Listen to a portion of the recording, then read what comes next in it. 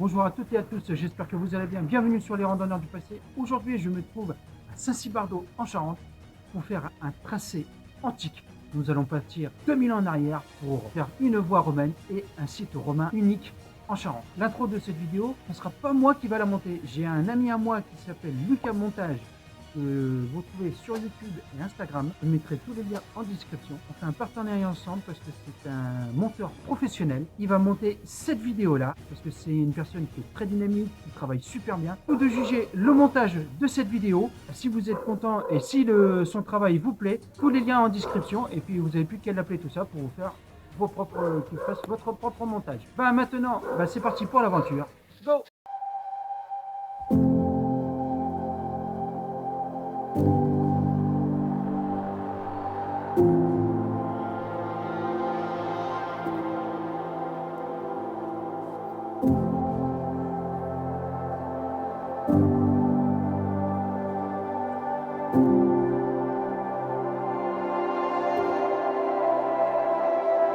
Derrière moi, là, regardez ici.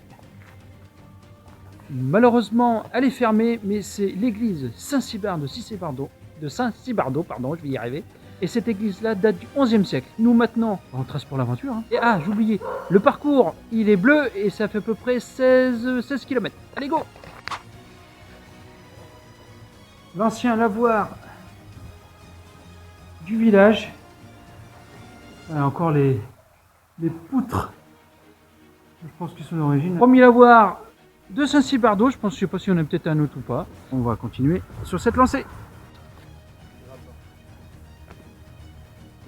Alors, ça fait peut-être 1 kilomètre, donc c'est le premier lavoir du pont de Rennes à Saint-Cybardeau. Par contre, alors c'est un tracé, et ça je vous dis c'est une sacrée aventure, parce que j'ai pas trouvé de tracé. En fait, je sais, entre guillemets, qu'un parcours, c'est le parcours bleu. C'est un ancien parcours, donc des fois c'est à moitié effacé. Mais c'est pas mal parce que ça sera à nous de découvrir le traçage et à nous faire une belle aventure là-dessus. Je pense que ça va être sympathique. On n'est pas très loin du site archéologique. Alors je sais pas si vous nous emmenez tout de suite ou un peu plus tard. Et de toute façon vous allez découvrir ça en même temps que nous.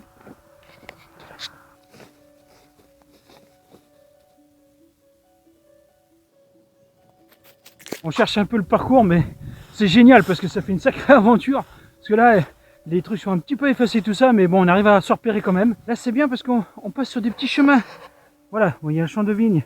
Et ça fait un petit goût un peu historique. Ici, il y a le truc romain, il y a Via Agrippa, il y a le site romain qu'on va aller voir tout à l'heure. Je vous dis pas encore le nom. Mais c'est un peu mystique, on va dire. Mystique et antique. Et ça fait drôle et puis ça fait super cool parce que on va rentrer dans une belle histoire de notre France, de notre Charente. Et voilà, c'est parti, hein, go. Là, on a monté un petit peu. Excusez-moi peut-être pour le son parce il y a du vent, puis là, c'est glacé le vent. Mais on a un beau petit point de vue, regardez.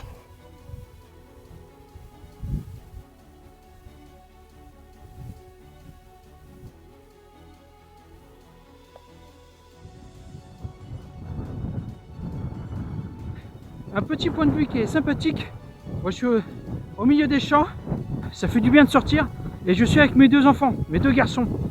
Donc moi je vous invite aussi à pouvoir, si vous avez des enfants tout ça, s'ils sont trop petits, non, mais là j'ai mon fils presque 20 ans, l'autre qui a 17 ans, donc ils sont déjà bien grands, ils peuvent me suivre partout. J'ai mon dernier qui est parti avec moi sur les sentiers cathares, mais juste pour vous dire, profitez de se balader, vous qui aimez, ceux qui me suivent, qui aimez sûrement la randonnée, de partager ça avec vos enfants, de profiter de ces superbes vues, de profiter d'un site historique. En plus, ça les fait apprendre l'histoire de notre France, l'histoire de l'humanité. Et j'essaie de leur inculquer aussi le respect de la nature et le respect de ces lieux antiques et on va dire les lieux historiques. Allez, je continue et à tout à l'heure.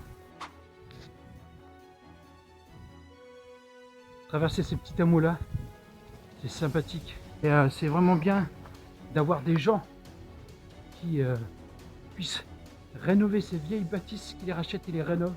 Ça c'est super parce que ça perdure. ce savoir-faire charentais et de garder au moins ces maisons-là. Nous sommes arrivés au site gallo-romain des Bouchots. On va là-dedans, je vous raconte l'histoire de ce lieu et après on reprend la route. Est-ce que vous regardez? C'est peut-être l'ancienne voie romaine qui a mené au théâtre gallo-romain, regardez. En fait, ça faisait des petites marches, mais autant des Romains, en fait, ils étaient pas fous. En fait, ça là, vous avez une petite rigole comme ça, là, voilà. Et quand il pleuvait, ça servait en fait d'égout et l'eau ruisselait sur la route. Donc il n'y avait pas d'eau sur la route, ça tombait sous le côté. Donc déjà là, en ce temps-là, ils avaient déjà inventé l'égout. Maintenant, nous, on fait ça, mais bon, même l'égout, on a toujours une marée haute sur la route.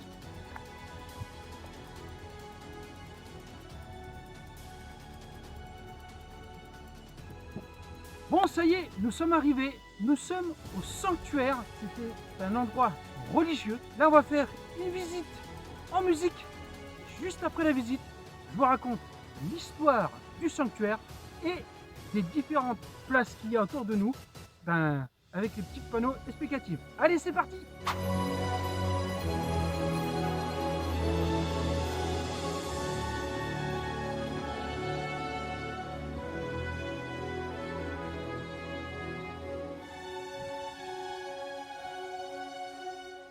Maintenant, j'ai mes petites notes et on va aller voir les différentes places de ce sanctuaire. Allez, go pour l'histoire!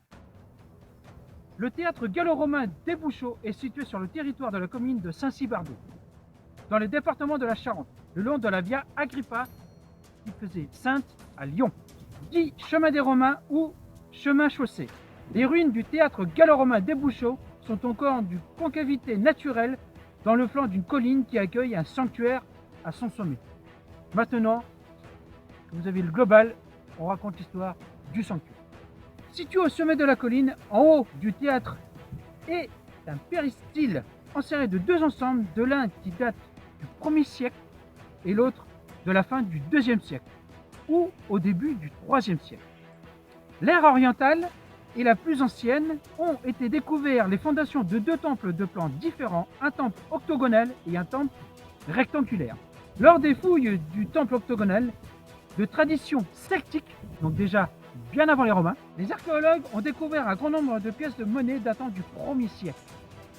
C'est sûrement une preuve de la présence d'un trésor de fondation, c'est-à-dire une offrande faite à la divinité du temple avant la construction de l'autre temple. Le second temple de cet espace se compose d'un pronaos et d'une cella, ce qui le range parmi les temples de tradition gréco-romaine. L'ère occidentale est plus vaste que la précédente et présente deux temples en forme identique, des Phanas. Ça, on ira voir tout à l'heure. Il n'a été retrouvé aucune inscription, mais une statue de Mercure en argent doré à la feuille d'or. On a trouvé une statue de Mercure, mais on ne sait pas si c'est vraiment la divinité de Mercure ou peut-être autre dieu qui était vénéré ici. Ça, ils ne savent pas. D'autres pièces ont été également découvertes. Les plus anciennes sont datées de la deuxième moitié du 1er siècle avant Jésus-Christ, ce qui laisse supposer que les lieux étaient déjà occupés à la fin de la période gauloise. Voici l'histoire de son sanctuaire en globalité. Nous allons maintenant voir les différentes places de son sanctuaire. C'est parti. Commençons par les deux aires sacrées. Au sud se développe un bâtiment long d'environ 70 mètres dans le paysage. Voici à peu près à quoi ressemblait le site il y a 2000 ans. Ici, nous avons la première enceinte qui devait servir peut-être de contrefort. Là, juste devant moi, vous voyez ici, là, ils ont encore découvert, je pense que c'est des pièces, il y a encore des murs, donc il y a encore quelque chose ici. Nous, en fait, on se trouve ici, ça devrait être ici, donc là, on est en fait là. Vous voyez, l'entrée qui se trouve ici, et c'est vraiment superbe ce qu'ils ont fait comme travail, les archéologues. Ça ne devait être pas facile, mais ils ont bien rénové, c'est vraiment... vraiment superbe ce qu'ils ont fait. Quand vous venez visiter ce lieu-là, tout ça, il n'y a pas un déchet, il n'y a rien. Donc, préservez-moi ça. N'allez pas foutre le bordel. Respectez ces lieux-là. Parce que c'est des lieux vraiment antiques. C'est notre histoire, c'est notre patrimoine. Donc, il faut vraiment la préserver. Et là, j'ai une vue devant moi. Elle est superbe. Mais je vous la ferai montrer après. Chaque chose en son temps.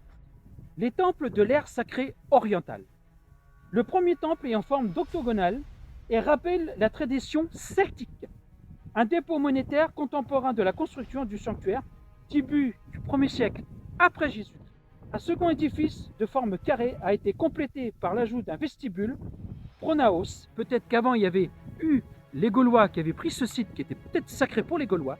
Après l'invasion romaine, donc les deux peuples se sont mélangés et ont créé ces sites gallo-romaines parce que les Gaulois se sont entre guillemets reconvertis romains et puis voilà. Donc celle octogonale dite celtique et celle carrée, on va dire dite romaine, gallo-romaine.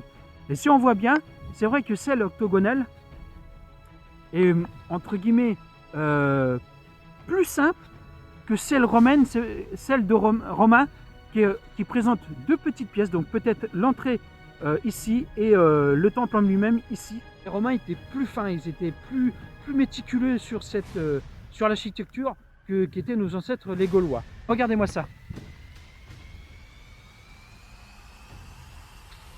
Vous imaginez, il y a 2000 ans, regardez ça. Ils avaient une vue, mais laissez tomber quoi. C'est une fierté d'être là. En plus, c'est gratuit.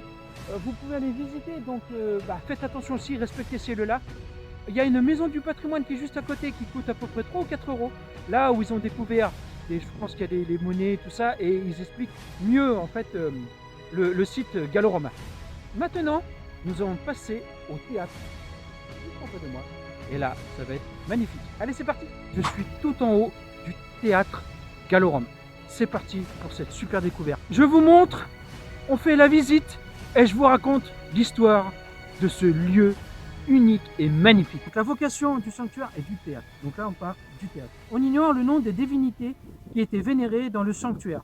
La découverte de la statue de Mercure ne nous apporte aucune certitude, bien que Mercure fut la principale divinité vénérée en Gaule selon César.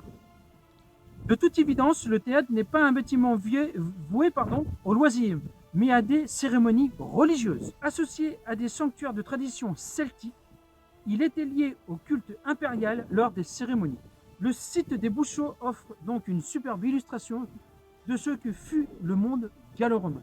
Mélange de traditions celtiques et de nouveautés apportées par les conquérants. Le théâtre pouvait accueillir près de 7000 spectateurs. 7000 personnes pouvaient accueillir.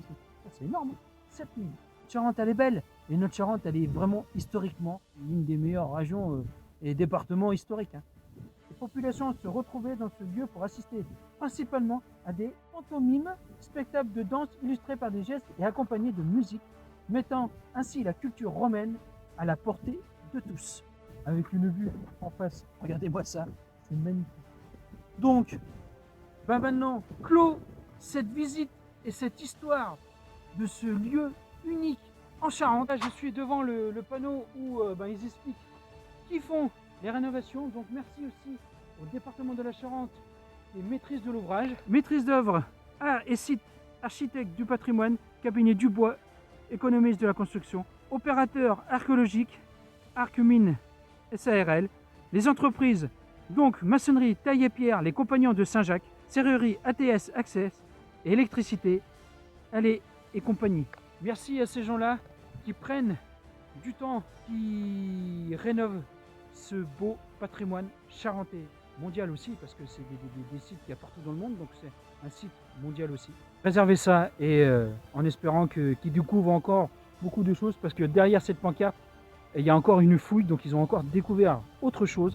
Donc ça, j'essaierai de revenir plus tard, peut-être dans un an ou deux, quand ils auront rénové tout ça, pour peut-être refaire la suite de l'histoire de ce théâtre et de ce sanctuaire gallo-romain. C'est ça aussi, les randonneurs du passé. C'est poser la caméra, faire des plans, revenir, remachin. En fait, 16 km, t'en fais 22. Mais c'est ça qui est bon. Voilà la fin de cette très belle randonnée historique. On a vu donc la voie Agrippa, le site gallo-romain des Bouchots, une belle rencontre avec une belle famille. Et là, je viens juste de rencontrer une dame devant l'église Saint-Cybardo et qui m'a raconté un peu l'histoire du lieu. Donc devant l'église, il y avait un cimetière qu'on déplaçait, une dame de 92 ans, mais très gentille dame. Et donc c'était vraiment ici, c'était vraiment donc l'église du XIe siècle qui est vraiment créée vers le IXe siècle avec Amélie à peu près. Donc c'est vraiment un village médiéval. Très belle randonnée. Moi je vous souhaite à venir donc Saint-Cybardeau en Charente. Donc prenez soin de vous et de votre famille. Respectez la nature et les sites historiques. Et moi je vous dis à une nouvelle aventure avec les randonneurs du passé. Allez, ciao!